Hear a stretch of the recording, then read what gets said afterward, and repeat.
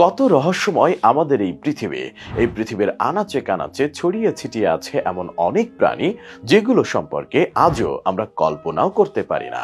আজকে আমরা এমন একটি অদ্ভুত প্রাণী সম্পর্কে জানতে চলেছি যাকে বলা হয়ে থাকে বুলেট প্রুফ প্রাণী। এই প্রাণীটির চামড়া এতটাই মোটা এখান দিয়ে কোনো বুলেট প্রবেশ করতে পারে না। এর বাইরের আবরণ লোহার মতো শক্ত। অদ্ভুত এই প্রাণীর এমন আশ্চর্য করা আরো নানান তথ্যই থাকছে আজকের আয়োজনে, যা আপনাকে অবাক হতে বাধ্য করবে। বুলেট প্রুফ এই প্রাণীটির নাম হচ্ছে আর্মাডিলো। কেবলমাত্র আমেরিকা মহাদেশে এই অদ্ভুত প্রাণীটি দেখতে পাওয়া যায়। আর্মাডিলো দেখতে খুবই ছোট একটি প্রাণী, কিন্তু এই প্রাণীটি এতটাই বুদ্ধিমান যে যে কোনো বড় প্রাণীকেই এটি হার মানাতে পারে।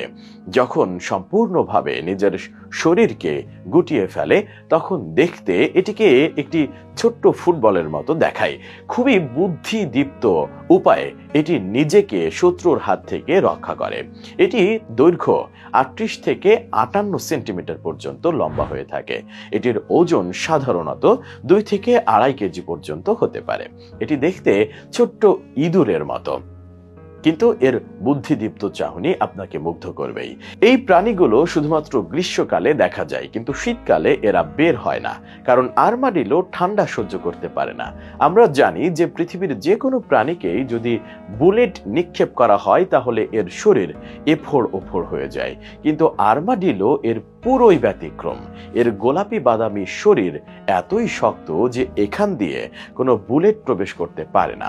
সাধারণত আমরা জানি যে কচ্ছপের শরীর সবচেয়ে শক্ত, কিন্তু আপনার এই ধারণাকে ভুল প্রমাণ করবে আর্মাডিলো, কারণ আর্মাডিলোর শরীর কচ্ছপের চেয়েও বেশি শক্ত। ধারণা করা হয় পৃথিবীতে এর চেয়ে শক্ত শরীরে কোনো প্রাণী জীবিত নেই। আর্মাডিলোর খাবার প্রধানত নানা রকম কীট এবং অন্যান্য অমেরুদণ্ডী প্রাণী। এদের কিছু প্রজাতি পিঁপড়া খেয়ে জীবন ধারণ করে। আর্মাডিলোর গর্ভধারণ সময় 60 থেকে 120 দিন এবং অধিকাংশ আর্মাডিলো একত্রে 4টি বাচ্চা প্রসব করে। 3 থেকে 12 মাস বয়সে এরা প্রজনন ক্ষমতা অর্জন করে। সবচেয়ে মজার ব্যাপার হলো আর্মাডিলো নিঃসঙ্গ প্রাণী। এরা কখনো অন্য প্রাপ্তবয়স্ক আর্মাডিলোর সাথে গর্ত ভাগাভাগি করে না। বিপদে পড়লে এরা দেহকে পাকিয়ে বলের মতো করে গোল করে নেয়।